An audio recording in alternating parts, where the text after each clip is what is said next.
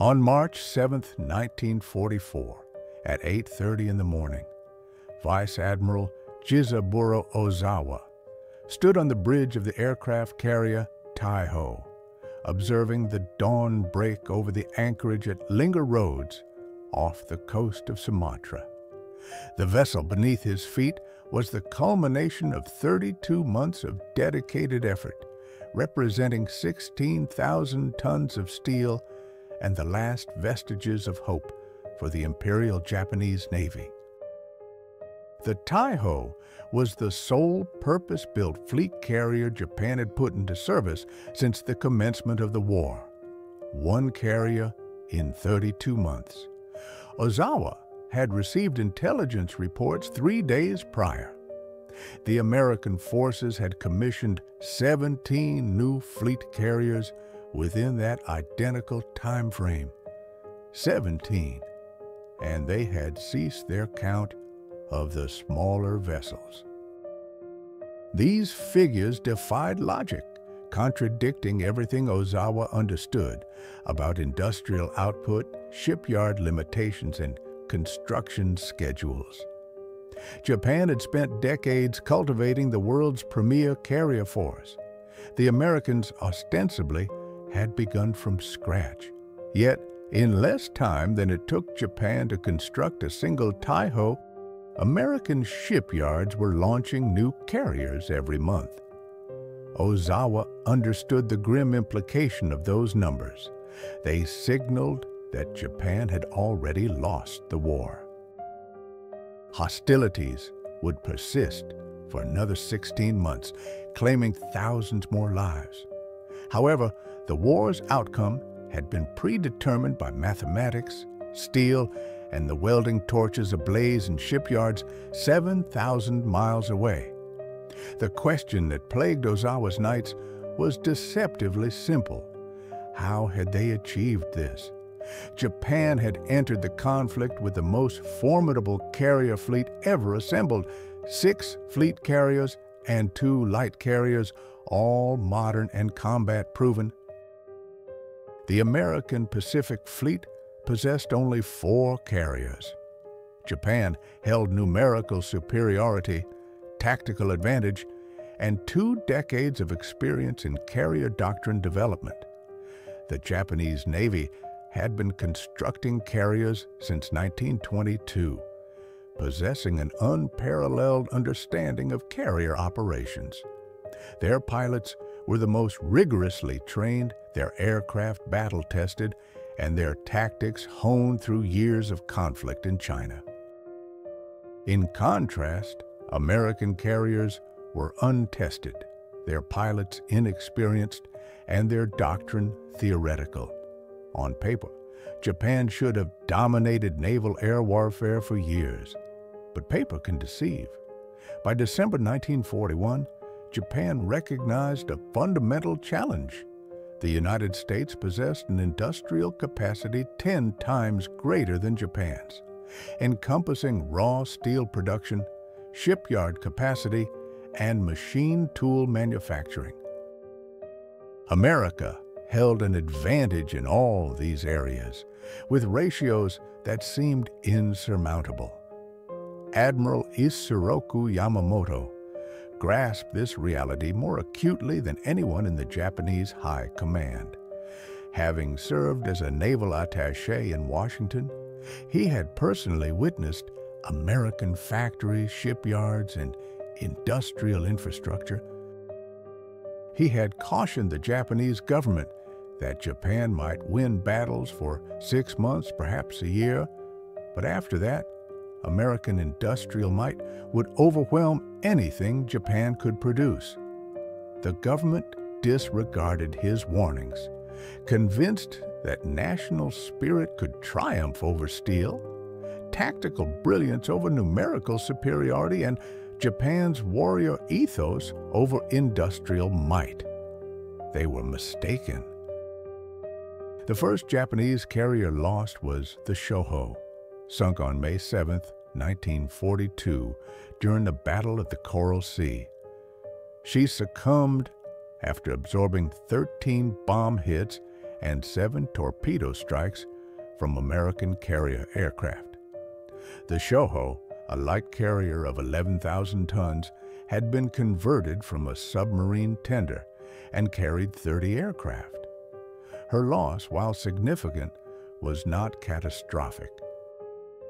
1 month later, Japan suffered the loss of 4 fleet carriers in a single day at the Battle of Midway.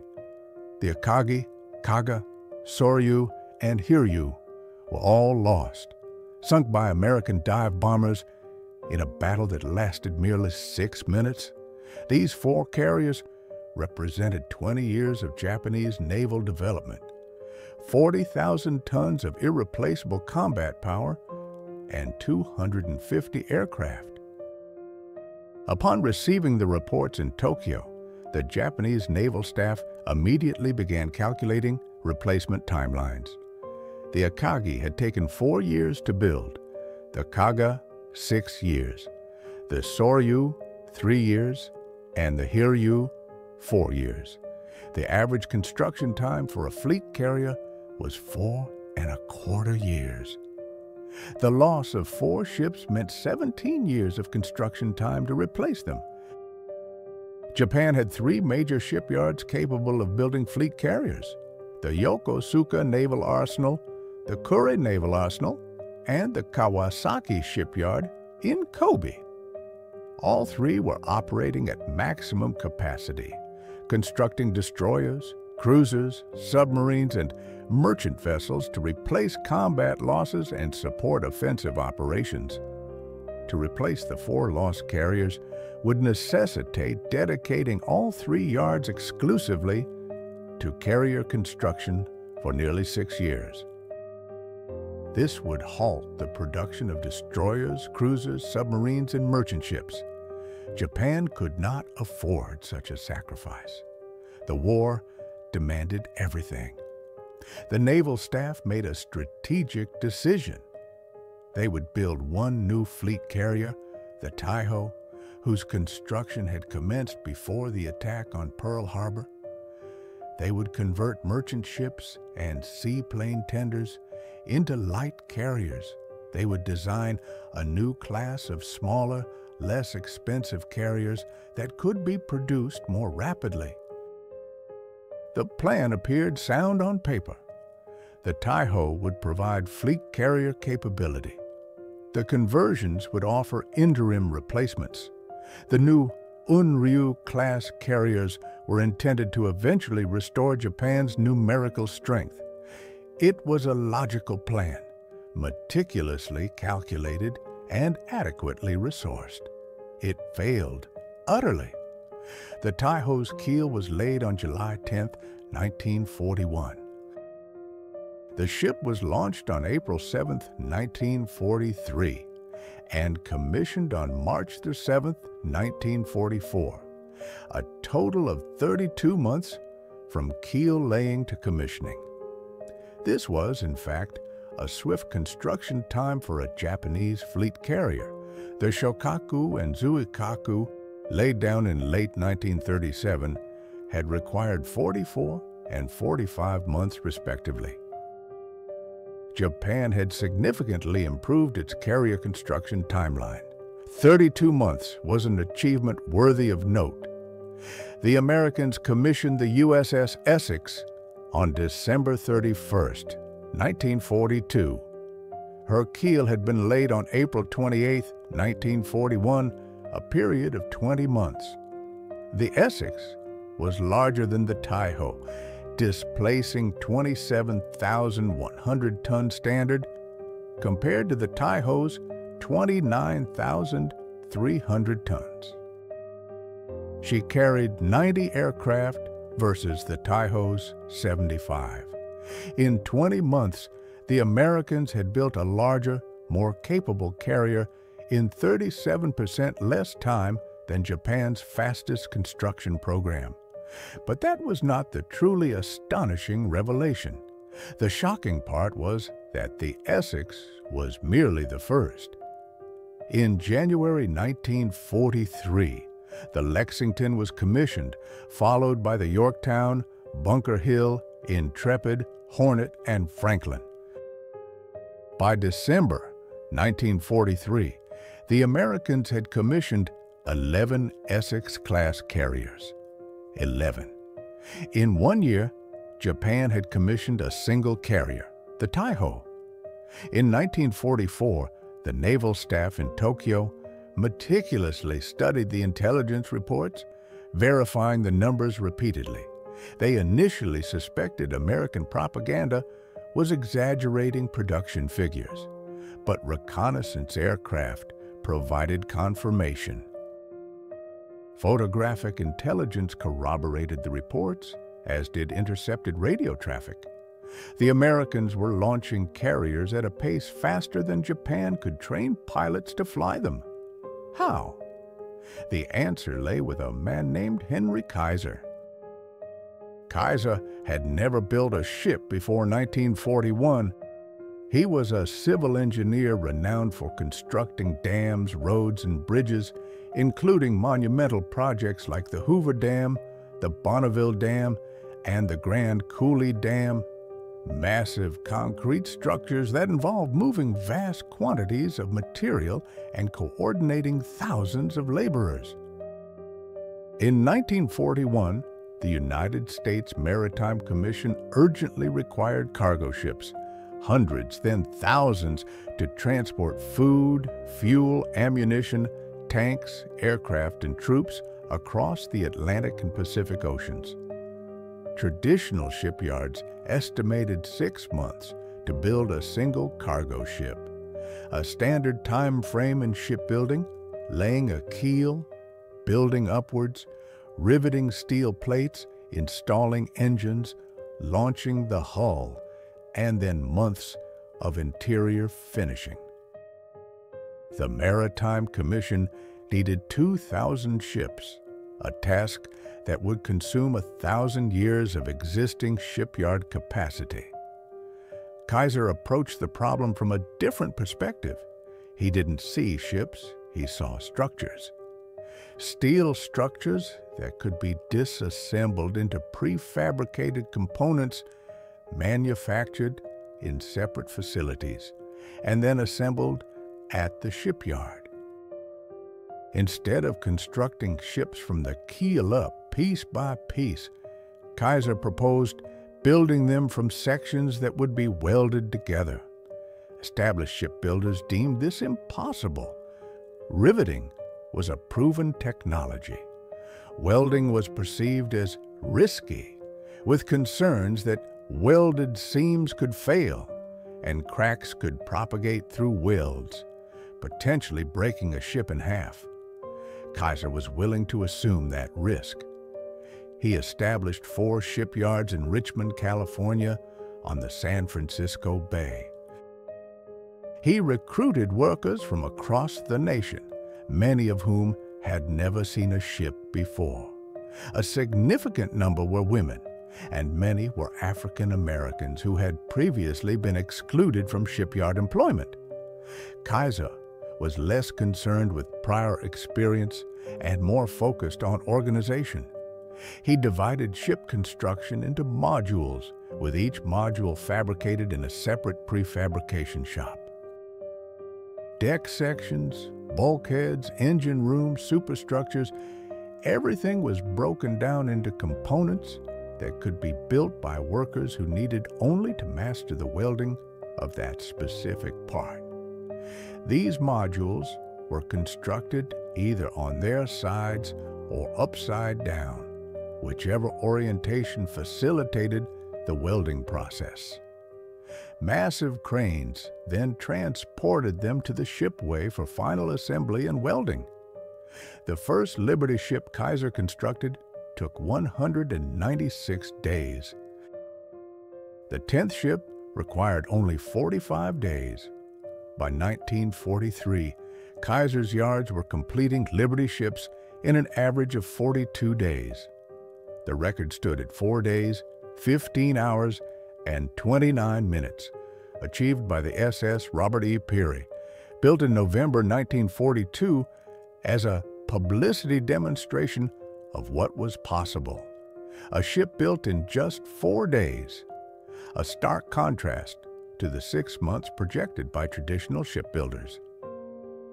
This technique, successful for cargo ships, raised the question of its applicability to aircraft carriers.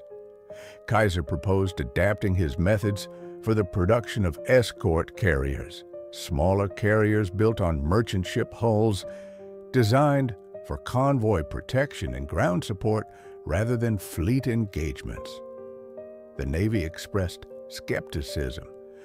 Carriers were intricate vessels requiring specialized equipment, skilled labor, and years of expertise.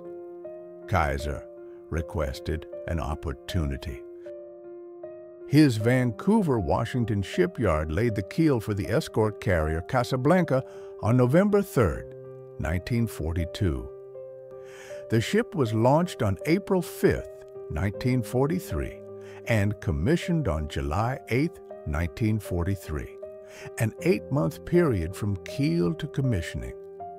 The Navy had ordered 50 escort carriers, and Kaiser delivered them in 14 months, completing one carrier every 8 days.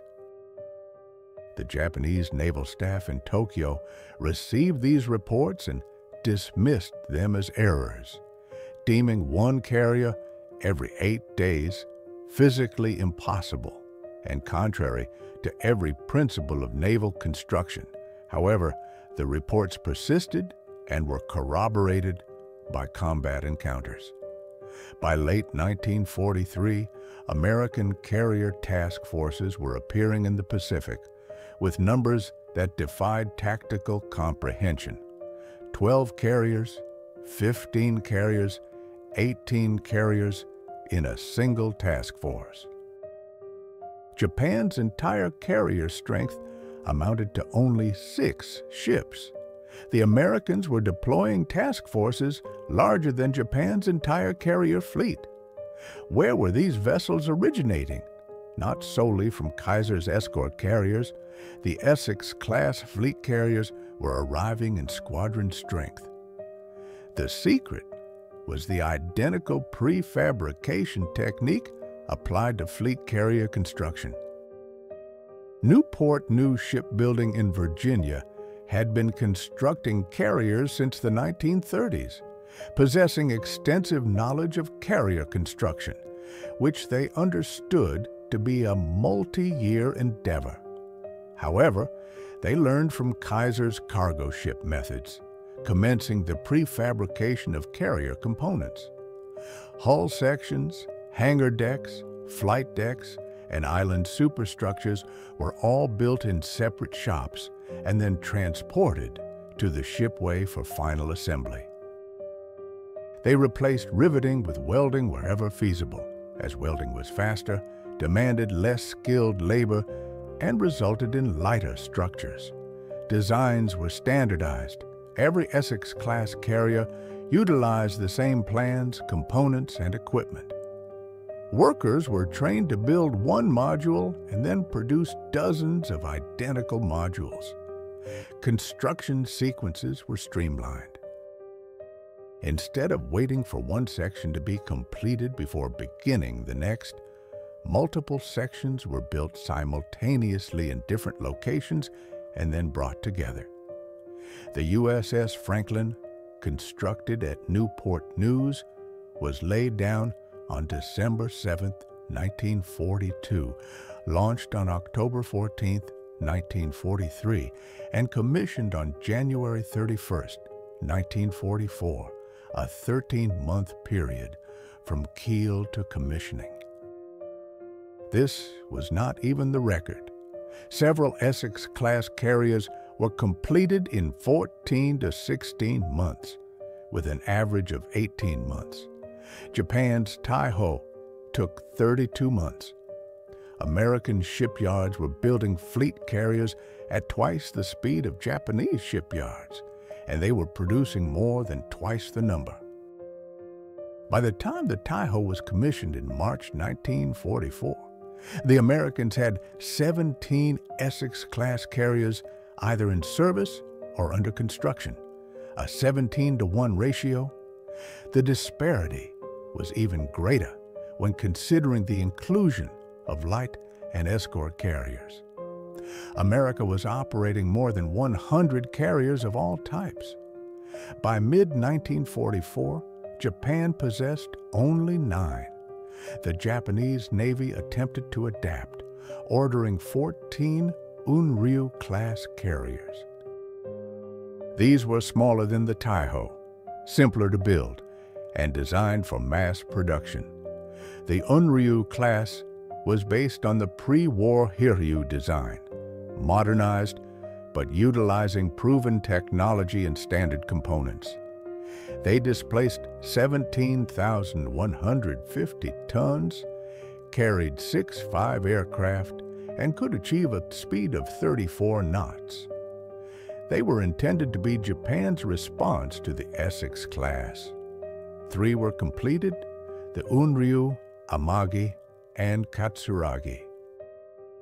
The Unryu was commissioned on August 6, 1944, the Amagi on August 10, 1944, and the Katsuragi on October 15, 1944. 3 carriers commissioned within a 10-week period, suggesting progress and an acceleration of Japan's carrier production. However, in that same 10-week period, the Americans commissioned 9 Essex-class carriers. The Japanese could not keep pace. Every time they accelerated production, the Americans accelerated even faster. Compounding the issue, Japan was depleting its resources. Carrier construction demands vast quantities of steel. An Essex-class carrier required approximately 27,000 tons of steel plate, structural steel, and armor plate. The United States produced 60 million tons of steel in 1943 and 80 million tons in 1944. Japan produced 8,000,004 tons in 1943 and 6 million tons in 1944. The American steel industry was outproducing Japan's entire industrial capacity by a factor of 10. This steel disparity had a cascading effect on all aspects of naval construction. American shipyards had ample steel, enabling them to build hulls, armor, and machinery. If a section was damaged or incorrectly fabricated, it was scrapped and a new one was built. Japanese shipyards, however, rationed steel. Every plate was precious. Mistakes had to be repaired rather than replaced, slowing construction as workers spent time fixing errors instead of progressing. American shipyards were equipped with modern-powered machine tools such as lathes, drill presses, and milling machines capable of high-speed precision work. Japanese shipyards faced a scarcity of machine tools, many of which were old, worn out, and prone to breakdown. Replacement parts were difficult to obtain, further slowing production as machinery failed and workers awaited repairs. American shipyards possessed extensive welding equipment, including thousands of welding stations, oxygen acetylene torches, and electric arc welders, all standardized and maintained. Japanese shipyards rationed welding equipment, with many yards still relying on riveting due to insufficient welding capacity. The disparity extended to trained personnel. By 1943, American shipyards employed 2 million workers. While many were new to shipbuilding, they were rapidly trained through standardized methods and simple, repetitive tasks.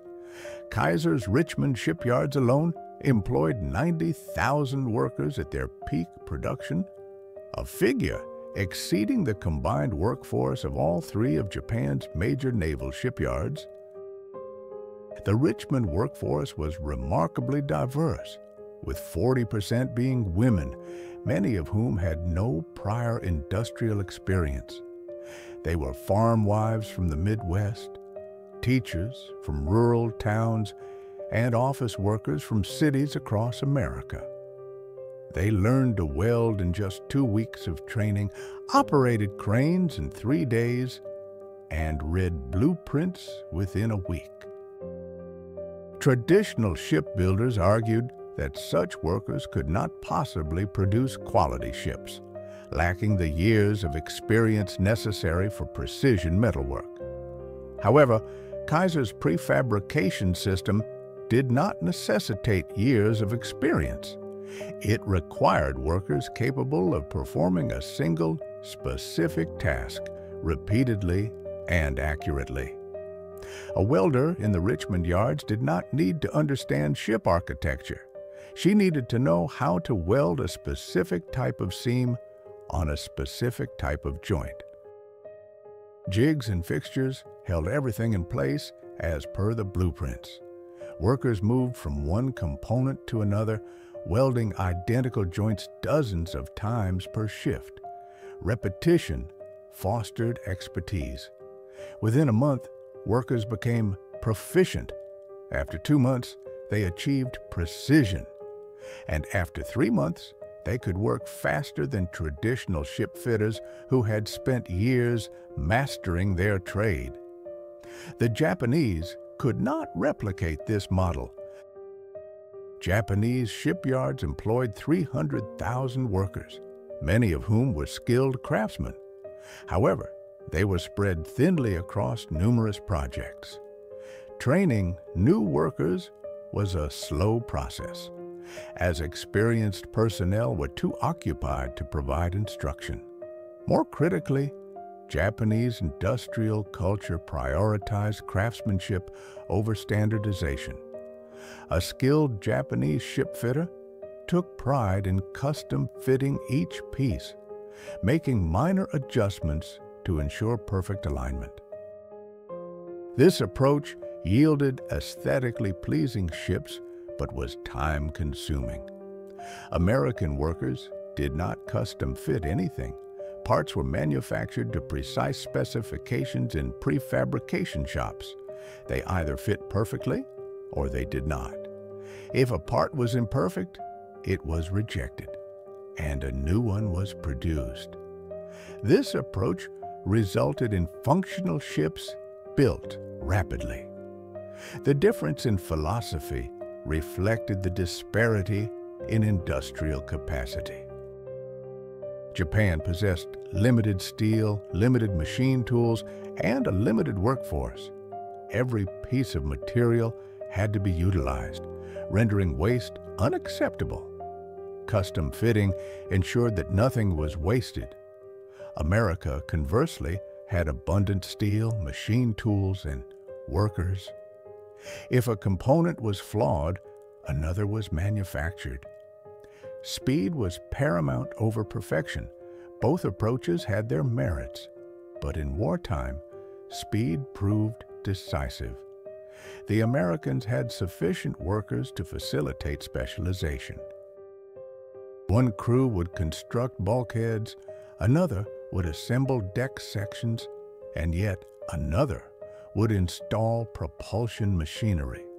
Specialization significantly increased production speed.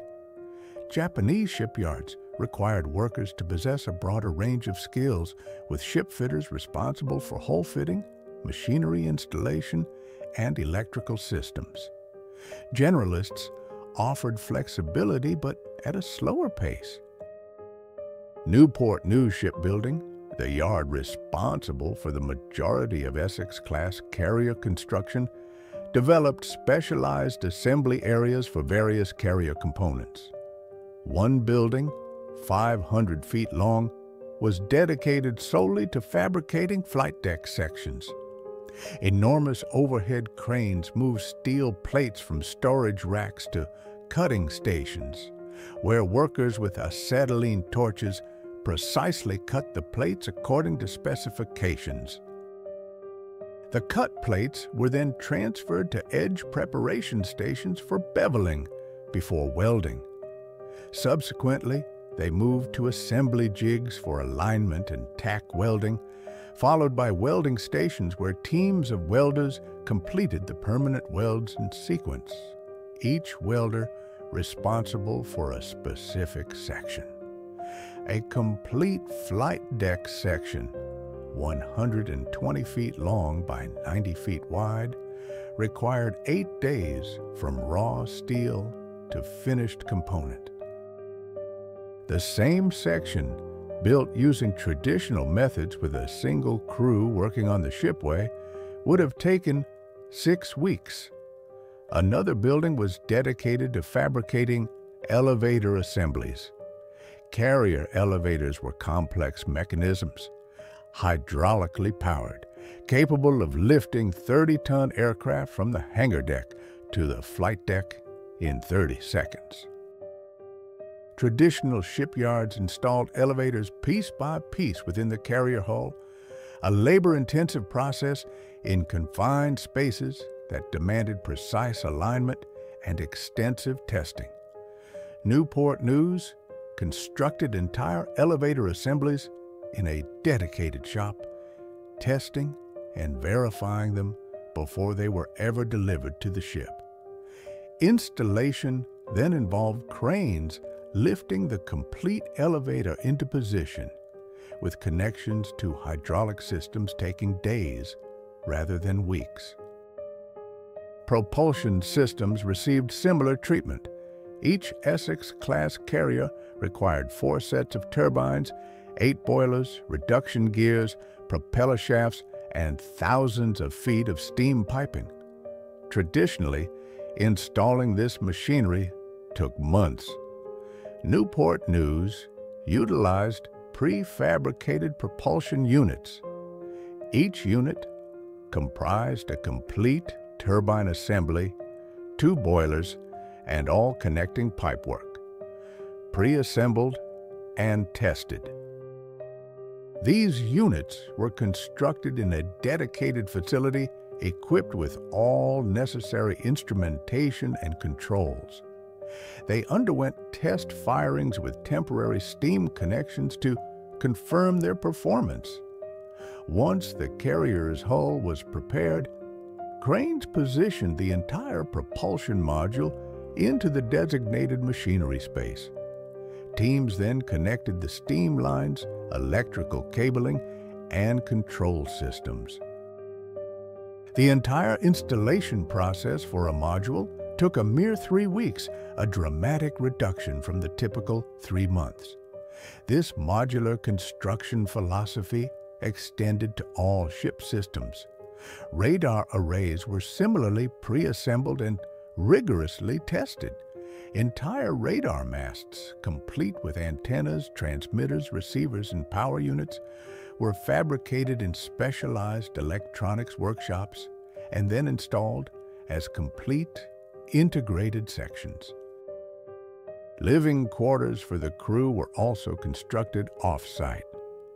Prefabricated berthing compartments, complete with bunks, storage lockers, lighting, and ventilation systems, were assembled in dedicated workshops before being hoisted into place within the hull. Even smaller components were standardized. Every watertight door, every access hatch, every ladder, and every ventilation duct was manufactured to uniform specifications, designed to fit standard openings. This meant workers no longer needed to individually measure, cut, and fit each piece. Instead, they simply retrieved pre-manufactured components from storage, secured them in place by bolting or welding, and then proceeded to the subsequent task. The outcome was aircraft carriers that transitioned from initial keel laying to launch within a period of 6 to 8 months. Following launch, an additional 6 to 8 months were dedicated to outfitting and sea trials before the vessels were officially commissioned. The total construction and preparation timeline averaged 14 to 16 months from inception to a fully operational carrier. Japan could not replicate this pace due to a deficit in three crucial areas. Firstly, they lacked the requisite industrial framework for true mass production. Prefabrication demanded factories capable of producing thousands of identical components with exacting precision. American industry possessed this infrastructure cultivated over decades of mass-producing automobiles, appliances, and consumer goods. Their factories were structured around assembly lines, standardized parts, and interchangeable components. Japanese industry had limited experience with large-scale mass production. Most manufacturing was geared towards smaller, custom-ordered items. Precision parts were typically sourced from specialized machine shops rather than originating from assembly lines. Attempting to adopt American prefabrication techniques would have necessitated the construction of entirely new manufacturing facilities, the extensive retraining of their workforce, and the development of novel supply chains. Japan lacked the time, resources, and expertise for such a profound industrial transformation. Secondly, they faced a shortage of raw material capacity. Prefabrication inherently involves a degree of waste. More steel is cut than is strictly necessary, and some parts may not fit and require scrapping. Components are often overstocked to ensure uninterrupted production.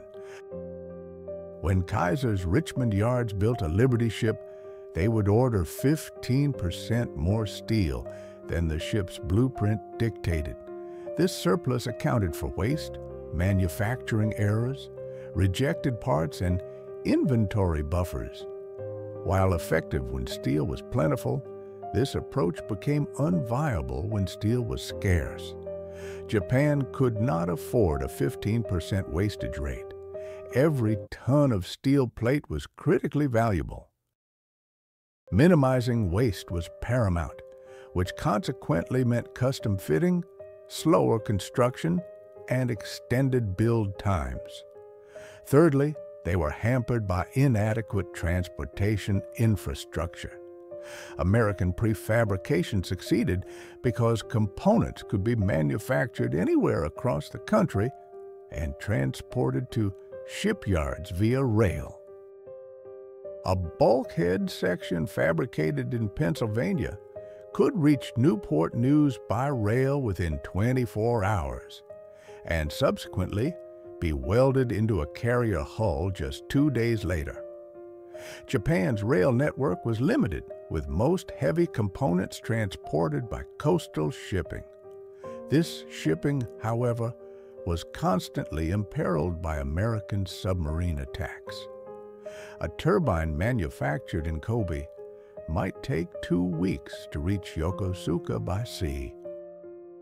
If the transport vessel was sunk, a frequent occurrence, the turbine was lost, necessitating the fabrication of a replacement.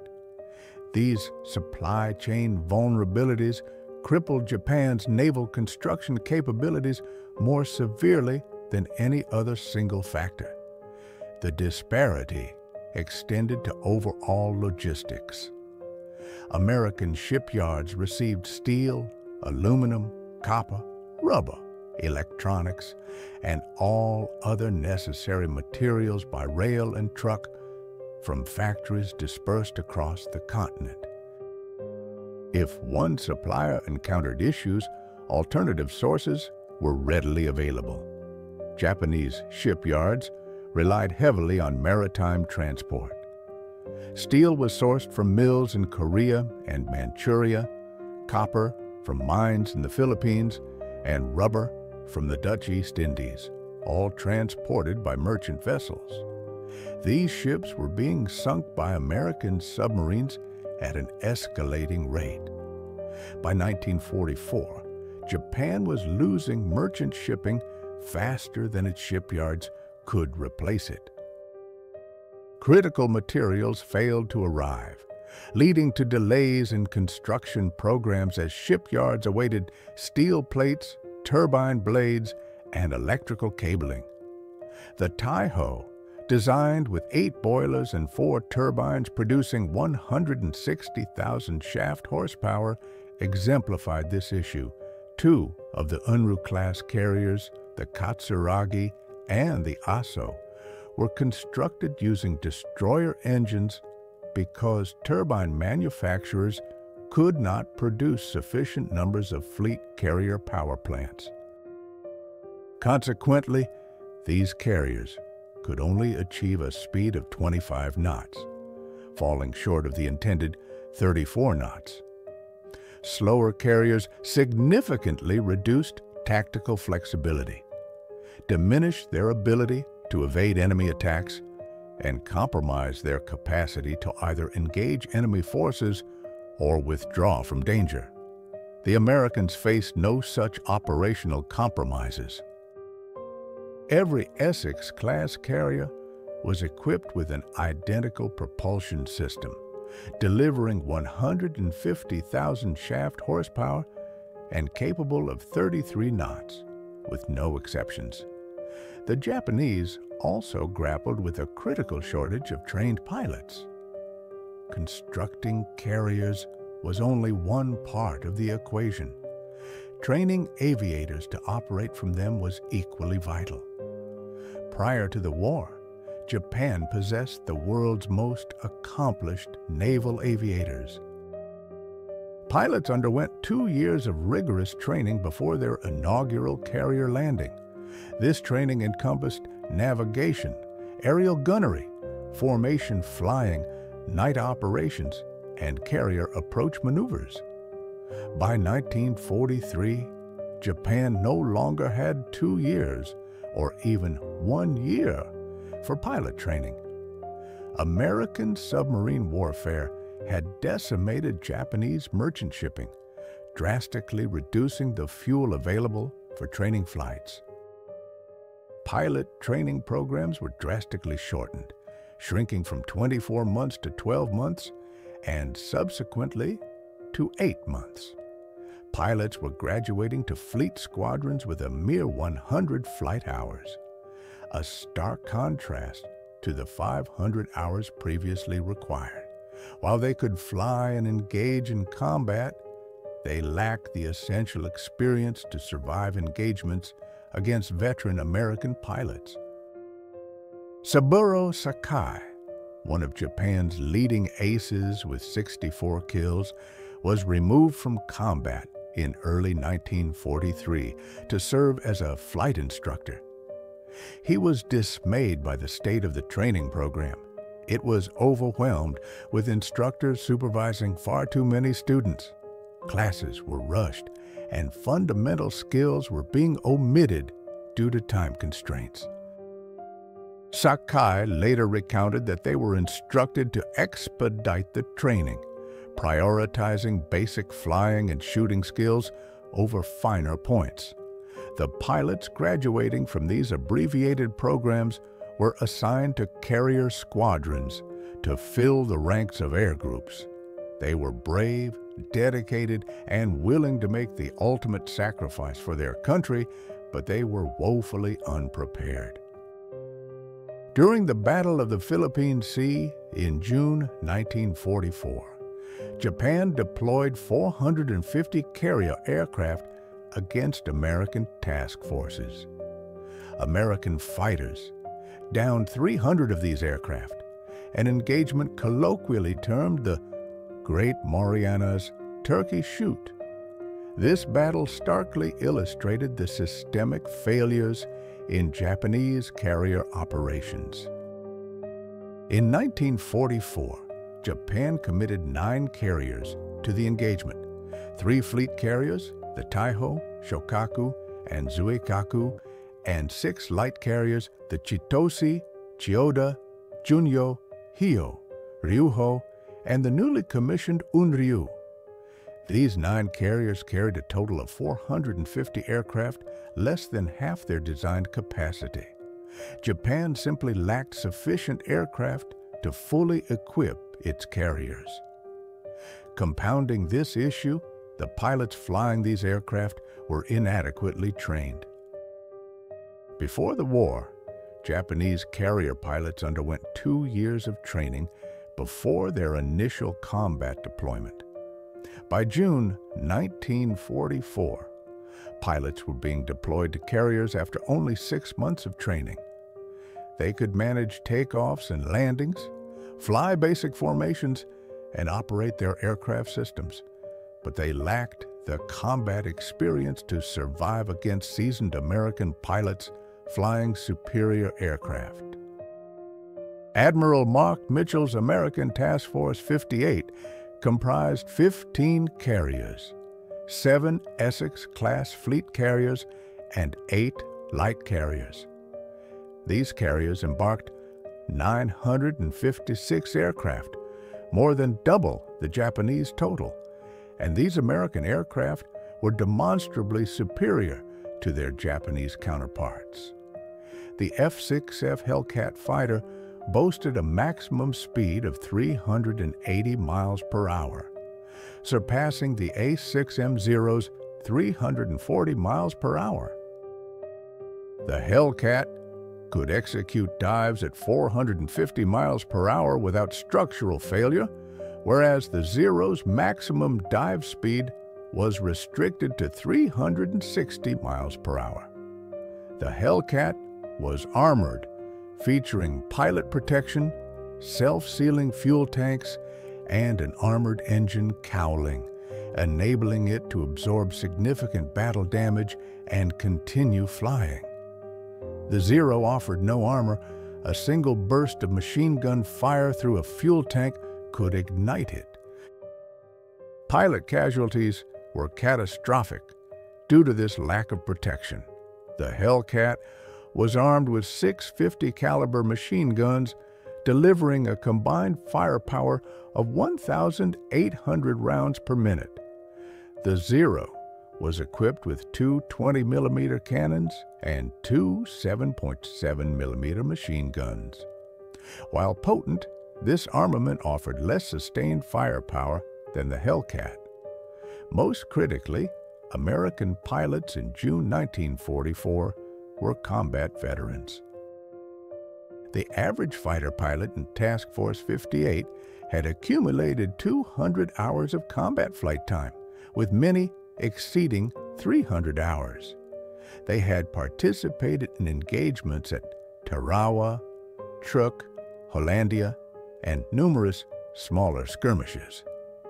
They were intimately familiar with their aircraft's capabilities, adept at exploiting the Hellcat's advantages, and skilled in defeating Zeros. In contrast, the average Japanese pilot had accumulated merely 20 hours of combat flight time, with some having none at all.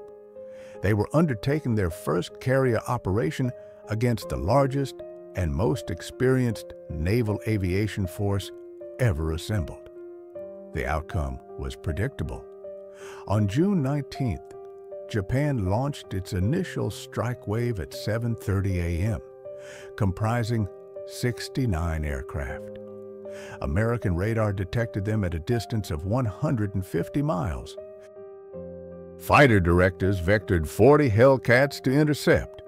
The Hellcats engaged the Japanese formation 40 miles from the carriers, downing 42 aircraft within the first 10 minutes of combat. The surviving Japanese aircraft pressed on toward the carriers, encountering a second wave of American fighters, then a third, and finally, anti-aircraft fire from the screening destroyers and cruisers. Only 8 aircraft managed to penetrate the defenses and reach the carriers, scoring no hits. 4 aircraft returned to their carriers. Japan's first strike wave suffered 94% aircraft losses. The second strike, launched at 8:56 a.m., met a similar fate. 109 aircraft encountered the same layered defense system. American fighters annihilated 97 of them before they could even reach attack range. The third strike consisting of 107 aircraft, managed a single bomb hit on the battleship South Dakota, causing minor damage. The fourth strike became disoriented.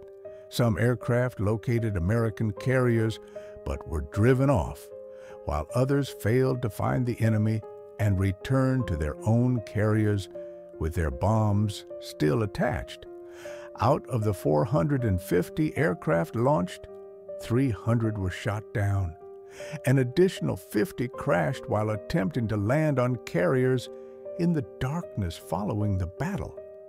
Japan lost 350 aircraft and their pilots in a single day of combat. America lost 29 aircraft.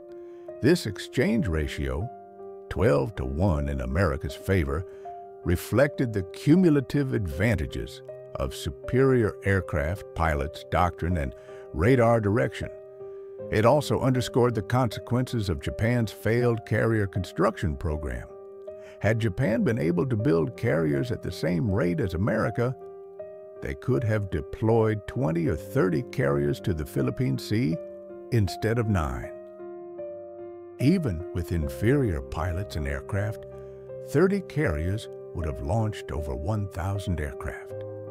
Sheer numbers might have overwhelmed American defenses. However, Japan had only 9 carriers, and by the battle's conclusion, 3 of them were lost.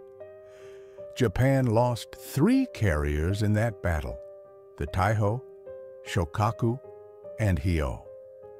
The Taiho survived for a mere 3 months after its commissioning. It was struck by a single torpedo from the American submarine Kavala on June 19th. The damage should have been manageable. Japanese damage control doctrine was adequate for torpedo impacts. However, a junior damage control officer made a critical error. He ordered the ship's ventilation system activated to clear gasoline fumes from the hangar deck. Instead of venting the fumes overboard, the ventilation system disseminated them throughout the vessel. 6 hours after the torpedo hit, a spark ignited the accumulated gasoline vapor, causing an explosion that tore the ship apart. It sank within minutes, taking 1,272 men with it. 32 months to build, 3 months in service, and then gone. The Shokaku, one of Japan's most distinguished carriers and a veteran of Pearl Harbor, the Coral Sea, and the Battle of the Santa Cruz Islands, was hit by 4 torpedoes from the submarine Kavala. She sank 7 hours later. The Hyo was struck by aerial torpedoes and bombs. She caught fire, lost power, and subsequently sank. Japan lost 3 carriers in one day, while the Americans lost none. By late 1944, Japan's carrier force was effectively rendered inoperable. At the Battle of Leyte Gulf in October, the Japanese deployed their remaining carriers as a decoy force. 4 carriers, carrying almost no aircraft, sailed north to draw American carriers away from the main engagement area. The plan succeeded in its diversionary objective. American carrier aircraft attacked the decoy force, sinking all 4 carriers, but the sacrifice yielded no strategic advantage. American escort carriers in the later stages of Leyte Gulf repelled the Japanese surface fleet independently. This decoy operation cost Japan its last carriers without any commensurate gain. The Zuikaku, the final surviving carrier from the original 6 that attacked Pearl Harbor, sank on October 25, 1944. She had endured 3 years of combat, but her end came because Japan no longer possessed sufficient aircraft or pilots to defend her. By November 1944, Japan had no operational fleet carriers remaining. In stark contrast, America possessed 28. The American industrial advantage was not merely a matter of quantity, but was systemic. When an Essex-class carrier sustained damage in combat, it would proceed to a naval yard for repairs. These repairs were typically completed within weeks or months, utilizing prefabricated replacement sections, standardized parts, and extensive repair facilities. The USS Franklin was struck by 2 bombs on March 19, 1945, while operating off the Japanese coast. The bombs penetrated the flight deck and detonated in the hangar bay, triggering secondary explosions from fueled and armed aircraft. Fires raged for hours. 87 men were killed. The ship was dead in the water, listing heavily ablaze with its magazines threatening to explode. Any other Navy would have abandoned ship. The Franklin was clearly lost. However, American damage control teams fought the fires, stabilized the list, and managed to get the engines operational. The Franklin sailed to Pearl Harbor under her own power at 14 knots. From Pearl Harbor, she transited to the Brooklyn Navy Yard for comprehensive repairs. The ship arrived in Brooklyn on April 28, 1945. The war concluded before she could return to active service, but she survived. This level of damage control capability was unattainable for Japan. Japanese carriers subjected to major attacks usually sank or were scuttled. Japan lacked the repair facilities, the necessary replacement parts, and the adequately trained damage control crews to salvage heavily damaged vessels. The disparity in industrial capacity between the American and Japanese navies manifested in every facet of carrier operations. American carriers were equipped with radar. The SK air search radar could detect incoming aircraft at a range of 90 miles. The SM height-finding radar provided altitude information. Fighter directors utilized radar data to vector interceptor aircraft onto incoming strike forces well before they reached the fleet. Japanese carriers had limited radar capabilities. Early models could detect aircraft at 30 miles under optimal conditions, with performance significantly degraded during nighttime operations and adverse weather. Japanese fighter directors relied primarily on visual sightings and radio reports from picket ships. American carriers employed proximity-fused anti-aircraft shells. The VT fuse incorporated a miniature radar that detected nearby aircraft and detonated the shell automatically. Proximity fuses enhanced anti-aircraft effectiveness by 5 to 10 times compared to contact or timed fuses. Japanese carriers utilized contact and timed fuses, requiring shells to either directly hit the target or be precisely timed to explode at the correct altitude. Both methods were considerably less effective than proximity fuses. American carriers operated superior aircraft. The F-6F Hellcat fighter outperformed the A-6M0 in virtually every category: superior speed, climb rate, diving speed, structural integrity, and armament. Japanese carriers continued to rely on the Zero, which had not undergone significant upgrades since 1941. While lighter and more maneuverable than the Hellcat, the Zero was slower, more fragile, and lacked the firepower to quickly neutralize heavily armored American aircraft. American carriers adhered to superior doctrine. Fighter sweeps were conducted to clear enemy airspace prior to strike missions. Combat air patrols provided continuous protection for the fleet against incoming attacks. Radar-directed intercepts positioned fighters effectively before enemy strikes arrived. Japanese carrier doctrine favored the all-out assault approach. Launch all available aircraft, strike the enemy with maximum force, and hope to sink enemy carriers before they could retaliate. This doctrine proved successful at Pearl Harbor due to complete surprise, but it failed at Midway when American carriers were prepared. It also failed at the Philippine Sea when American radar provided early warning, allowing American fighters to decimate the incoming strike. By 1945, the Japanese Navy had effectively ceased to function as a cohesive fighting force. Japan still possessed battleships, cruisers, and destroyers, but without carrier air cover, these vessels could not operate in areas within the reach of American carrier aircraft.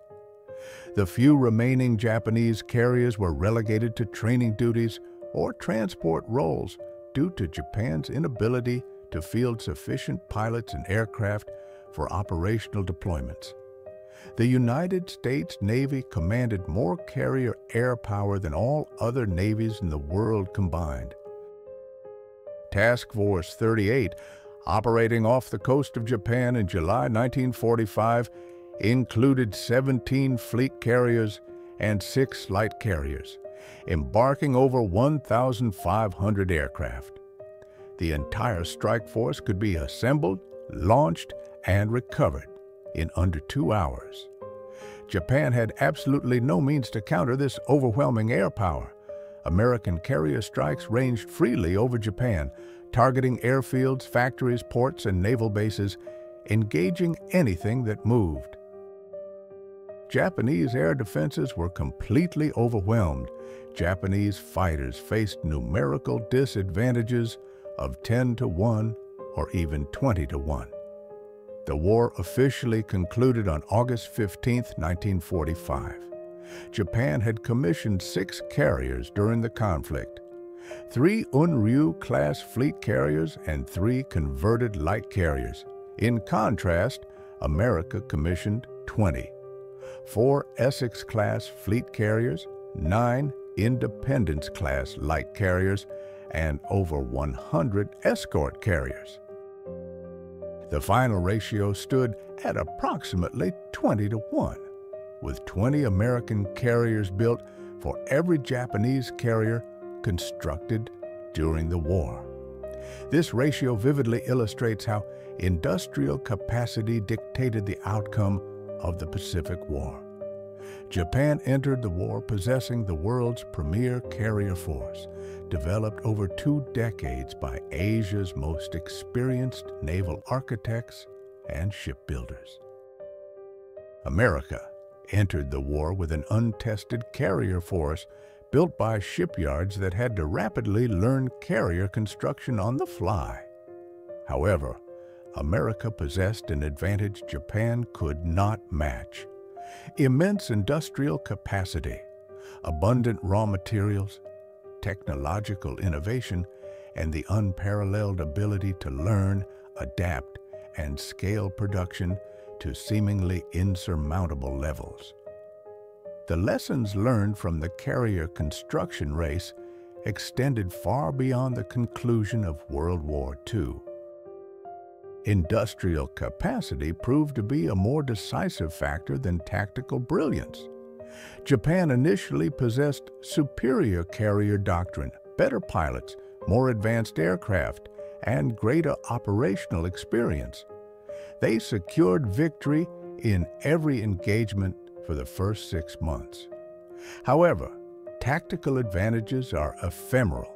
Pilots are lost, aircraft become obsolete, and doctrine evolves. Industrial advantages, conversely, compound over time. Each new carrier America constructed facilitated the construction of the next. Each trained worker accelerated the training of subsequent workers. Each standardized component streamlined the supply chain.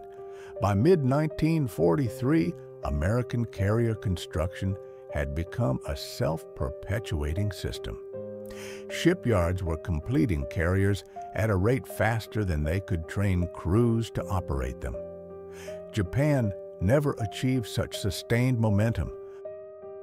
Every carrier they managed to build consumed resources essential for subsequent projects. Every worker trained represented time diverted from production. Every single component demanded extensive modifications and retooling for factories already operating at their absolute limits. The disparity in production capabilities grew at an astonishing rate. In the early months of 1942, Japan possessed 8 operational aircraft carriers, while the United States had a mere 3.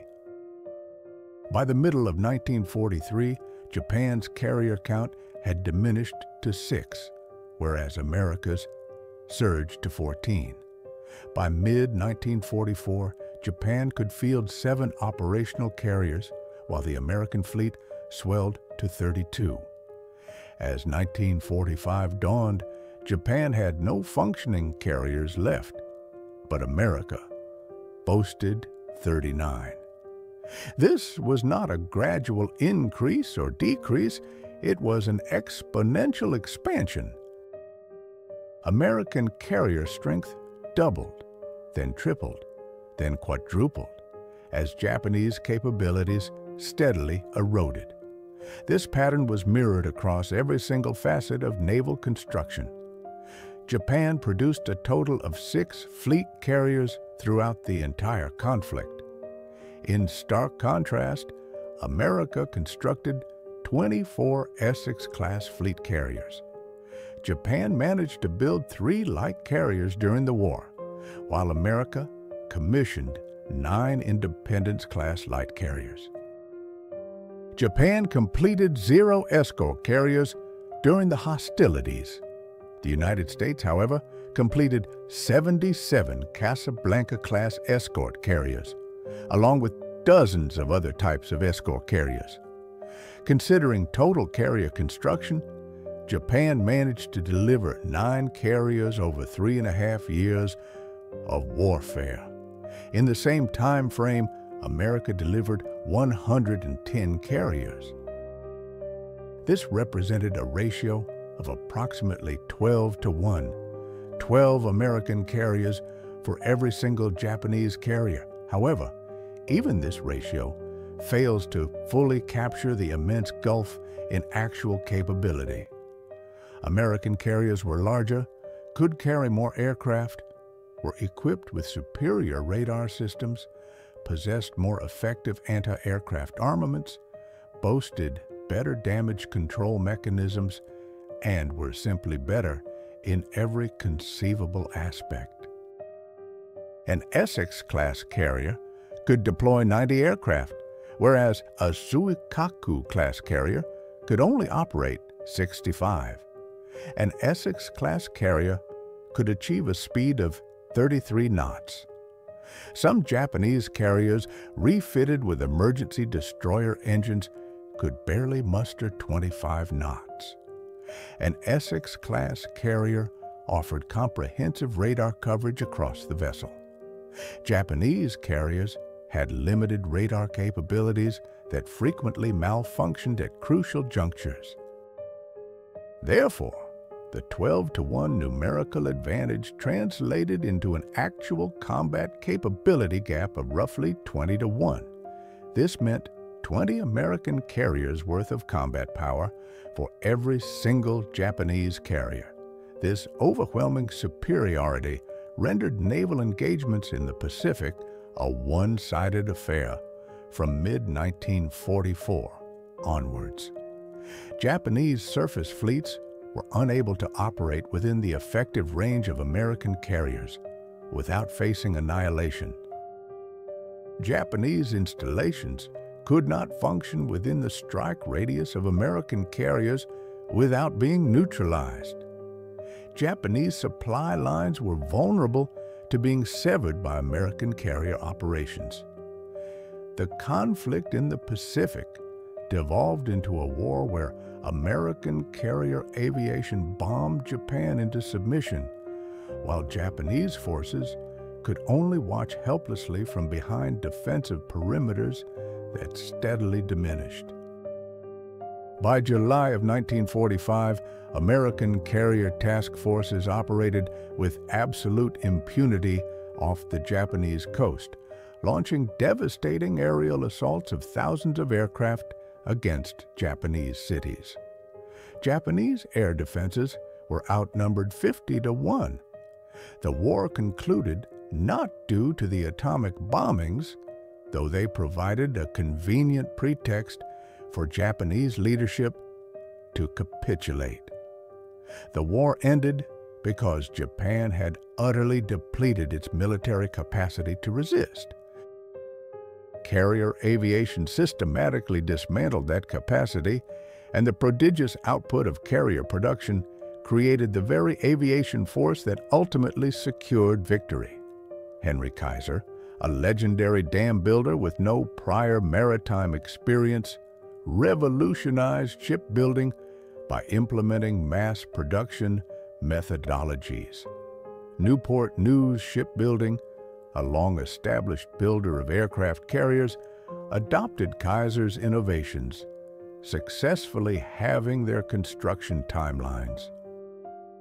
Workers at the Richmond shipyard, many of whom were women who had never even handled a wrench before 1942, constructed carriers in mere months that historically would have required years.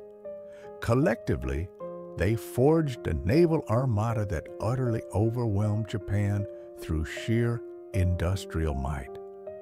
The Japanese realized their strategic miscalculation far too late, understanding they had lost the war the moment it commenced.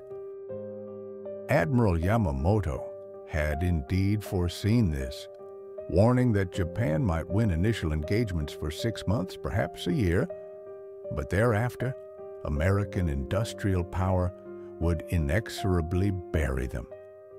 His assessment was accurate, yet he still underestimated the speed at which American industry would mobilize. He anticipated 2 years for America to replace the carriers lost at Pearl Harbor and the Battle of the Coral Sea. It took only 9 months. He projected American carrier production would peak at 8 to 10 carriers annually. America produced 18 carriers in 1943 alone. He believed American pilots would require years to develop skills comparable to their Japanese counterparts. American pilots were outperforming Japanese aviators by early 1943, less than 18 months after the attack on Pearl Harbor. Every single assumption the Japanese made concerning American industrial capacity proved to be fundamentally flawed. Each assumption vastly underestimated America's proficiency in mobilizing resources, training its workforce, and manufacturing armaments on a scale that Japan simply could not comprehend.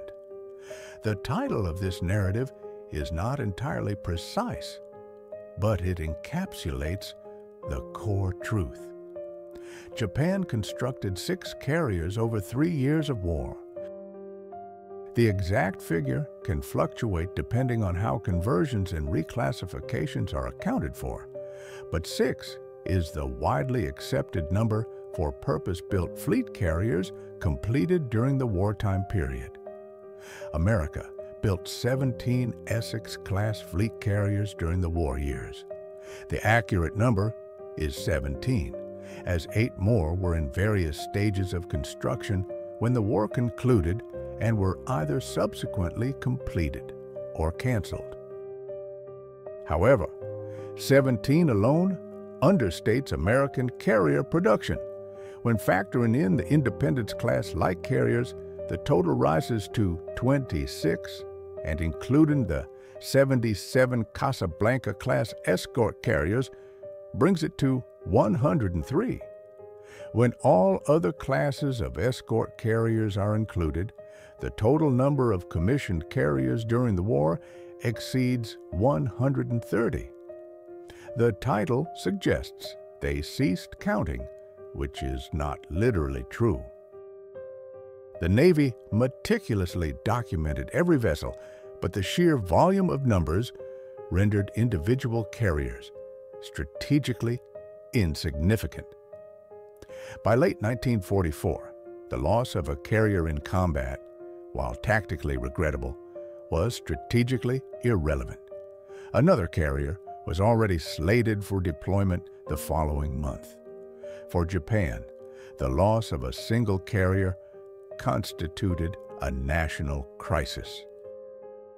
Prayers were offered, memorial services were held, and recriminations were leveled against naval commanders who had failed to safeguard these irreplaceable assets. The profound emotional and strategic responses to carrier losses vividly illustrate the stark industrial disparity between the two nations. For Japan, each carrier was an exceedingly precious resource, with replacement requiring months or even years. For America, while each carrier was important, the loss of one meant merely a wait of weeks for its replacement, which was already under construction. This fundamental difference, far more than any single battle, any admiral's strategic genius, or any innovative tactical maneuver, definitively determined the war's ultimate outcome. Industrial might was the decisive factor in winning the Pacific War. Not valor, not sacrifice, not brilliant tactics, not the warrior spirit, but rather steel, welding torches and assembly lines, this lesson retains its profound relevance today for anyone studying the nature of warfare, strategic planning, or international competition. Wars are fundamentally decided in factories long before they are resolved on the battlefield. The Japanese were acutely aware of the unfolding situation. Vice Admiral Ozawa, standing on the bridge of the Taiho in March of 1944, understood the grim arithmetic. He knew Japan had already lost. However, comprehending a problem and devising a solution are vastly different propositions. Japan lacked the capacity to construct additional shipyards. They were severely deficient in essential raw materials like steel, critical machine tools, skilled labor, and the necessary logistical infrastructure. Japan could not train more pilots. They lacked sufficient fuel, qualified instructors, and the invaluable commodity of time. Japan could not escalate its steel production. They were short on coal, iron ore, and the transportation capacity to move these resources. Every facet of Japan's industrial capacity was severely limited by dwindling resources. Conversely, every aspect of America's industrial might was experiencing unprecedented expansion. By 1945, American shipyards were launching aircraft carriers they no longer even needed. Some Essex-class carriers were completed after the war had officially ended, never having fired a shot in combat. Yet they existed. 32 Essex-class carriers had been ordered, and 24 were successfully completed, with 8 canceled upon the war's conclusion. Japan never managed to construct the 14 Unryu-class carriers they had planned, completing only 3. 6 more were in progress when the war ended, and 5 were never even initiated. The chasm between America's productive capacity and Japan's was not marginal. It was absolute. The Pacific War was ultimately decided in the shipyards, not on the open sea. Battles determined the timing of the war's conclusion, but the shipyards determined which nation would emerge victorious. And it was the American shipyards, with their innovative prefabrication techniques, their advancements in welding technology, their standardized designs, and their immense workforce, many of whom had never before built a ship, that crushed Japan's naval power through sheer industrial output. The title was not inaccurate. The Japanese constructed 6 carriers during 3 years of conflict. The Americans built 17 Essex-class fleet carriers, stopped counting escort carriers after exceeding 100, and still possessed ample shipyard capacity to construct thousands of merchant vessels, landing craft, and liberty ships. This profound disparity, more than any single engagement, any strategic masterstroke, or any tactical innovation, unequivocally sealed the outcome of the war in the Pacific.